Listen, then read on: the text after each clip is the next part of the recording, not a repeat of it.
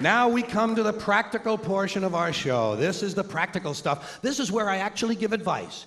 Little tips and hints and suggestions on things that'll help the quality of life. Little things you can put to work almost immediately. In fact, some of you may be aware of my more famous tips from the past. How to get rid of counterfeit money. Put it in the collection plate at church. See how often the simple solution will elude us. Here's one, how to get out of jury duty. Lots of people try that, don't they? And they do. A lot of them get out of jury duty by lying. You don't have to lie. Tell the judge the truth. Tell him you'll make a terrific juror because you can spot guilty people just like that.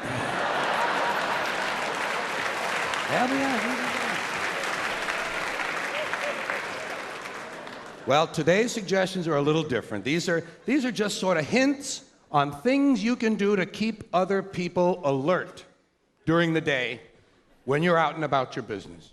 Little ways to keep people on their toes. Because people need that. And I'm not talking about your friends so much, it's just the general public. People need a little sort of a mental goose during the day to kind of bring them back to reality, you know? There are an awful lot of people walking around, not all there. And I don't mean the helpless or the homeless. I don't mean people who've been kicked out of Mattawan without their medications and stuff. I'm talking about fuckers with jobs.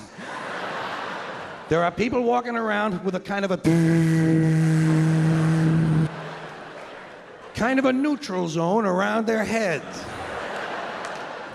Some people leave part of their brains at home when they come out in the morning. Hey, some people don't have that much to bring out in the first place. So I say there are little things you can do to help keep other people on their toes. Did you ever try backing out of a drive-in bank?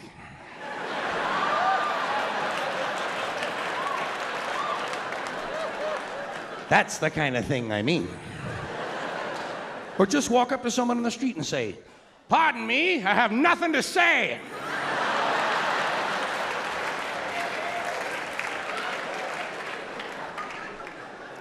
Someone asks you what time it is? Say, "Well, it's either 6:15 or Mickey has a heart on."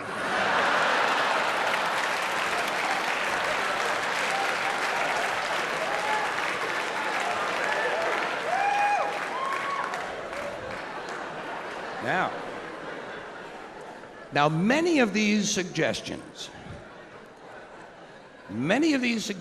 which I'm offering are intended for use on retail clerks because retail clerks seem to need special help. Did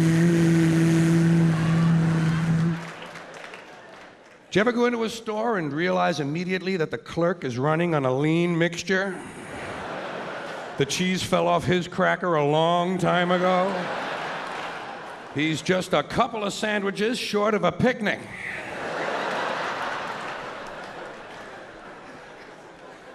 Here's one to try. Go into a gift shop and ask for your gift.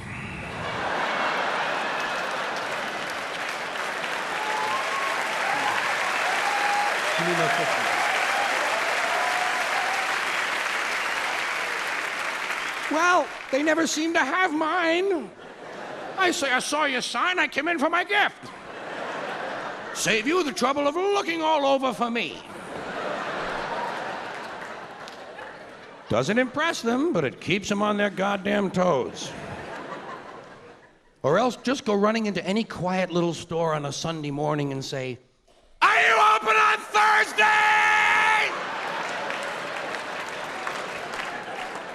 They'll say yes, say "Thank you,"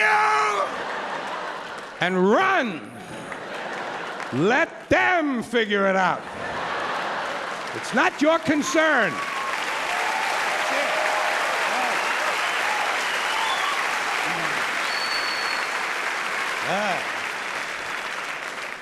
Stand on line at the bank for a really long time.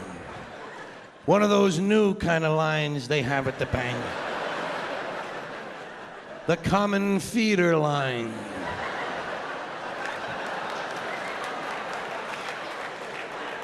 Used to be every teller had his own line.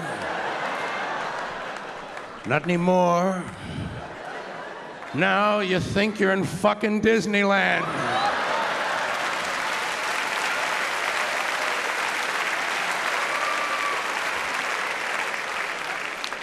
stand on line a long time. When you finally get up to the window, just ask for change of a nickel.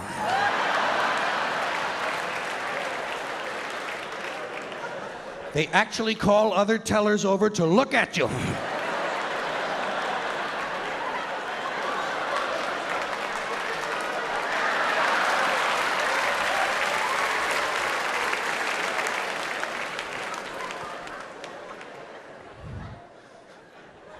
Here's one.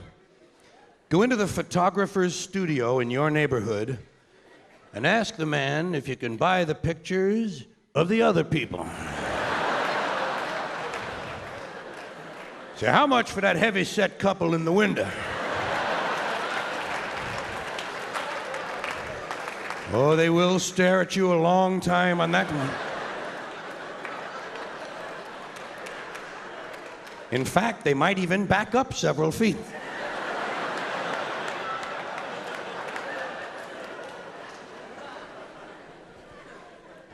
This one is my current favorite.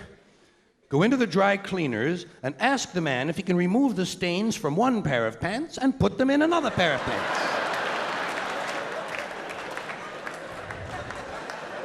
They ought to be able to do that for the same amount of money. While you're in there, ask him if he can get pecker tracks off a wedding gown. That's the test of a really quality dry cleaner. Go into a laundry, hand him your shirt and tell him to rotate the buttons. Go into a gun store, buy a gun, then buy some ammunition, then ask him if they have any ski masks.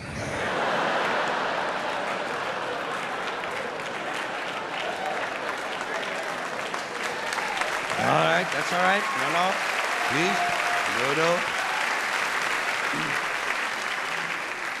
Go into a supermarket. This is a good one for the supermarket. Get your shopping cart in the supermarket and fill it to the top. I mean, a huge mound of groceries. And then go up to the line and look for somebody with one item and ask him if you can get ahead of them.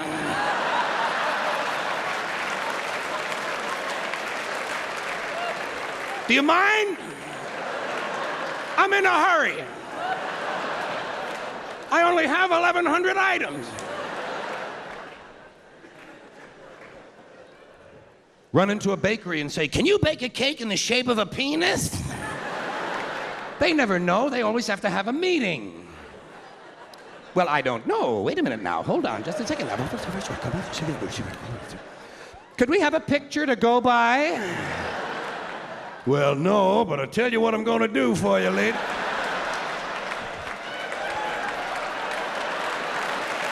Helen!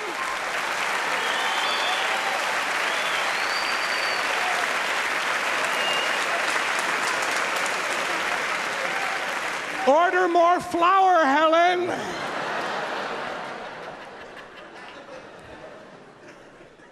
Next time you're at a wishing well, doesn't happen often. Next time you're at a wishing well, ask to see the manager. Tell him you've been coming there for 10 years and none of your wishes have come true. Either you give me my money back or I'm shitting in the well.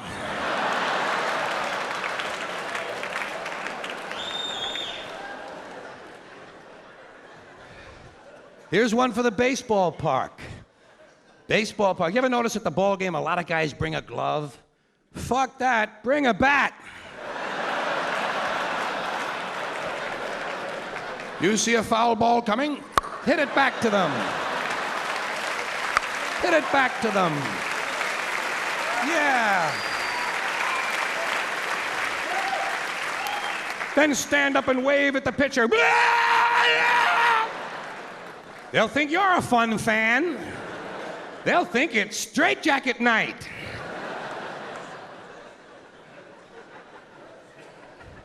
Do you ever notice in some hotels they give you a little sewing kit? You know what I do? I sew the towels together.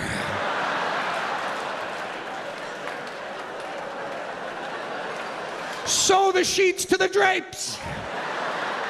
Let them know you've been there.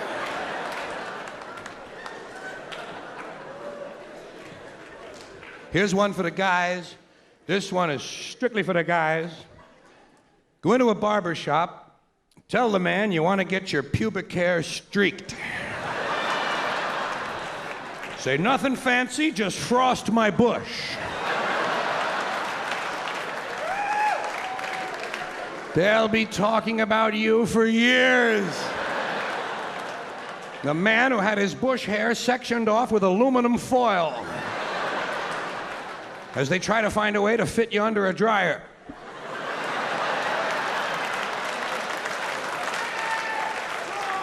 You'll be in the Bush Hall of Fame. Here's a good one in the bar, when you're drinking in the bar. You ever notice in the bar someone always says to you, "Hey, can I buy you a drink?" Say, "No thanks, but can I have the money instead?"